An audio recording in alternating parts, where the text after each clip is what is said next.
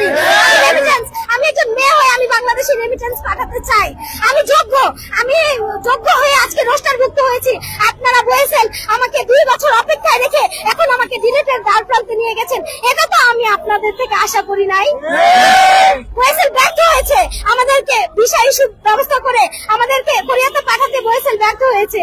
তাই এই ব্যর্থতা কাটিয়ে আমরা চাই আমাদের রাষ্ট্রপ্রধানের হস্তক্ষেপ, তার মাধ্যমে আমরা দক্ষিণ কোরিয়াতে যে আমরা দেশে রেমিটেন্স পাঠিয়ে দেশের অর্থনীতির ভিত্তিকে আরো মজবুত করতে চাই। আমাদের থেকে উৎসাহিত হয়ে পরবর্তীতে যেন আরো ভাই বোন যেন এই দক্ষিণ কোরিয়ার মতো এই লাইনে আসে, তারা যেন এভাবে ভাষা পরীক্ষা দিয়ে আমাদের সাথে হয়। তো আমরা চাই না যে বয়েসেল বলে যে তারা একমাত্র বাংলাদেশের দুর্নীতি মুক্ত প্রতিষ্ঠান, কই তারা তো এই যে সার্কুলার বাণিজ্য তো তারা বন্ধ করছে না।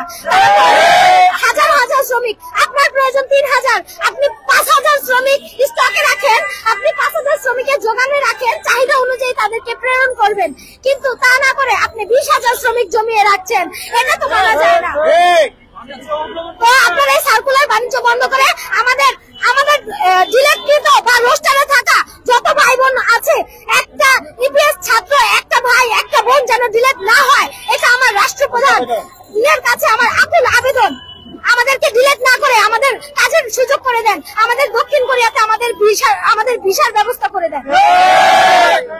আমরা কোরিয়াতে যে আমরা কঠোর পরিশ্রম করে আমরা কাজ করে দেশে রেমিটেন্স পাঠাতে চাই। যারা আরো কথা বলতে চাইলে কিন্তু আমারটা হয়ে গেছে।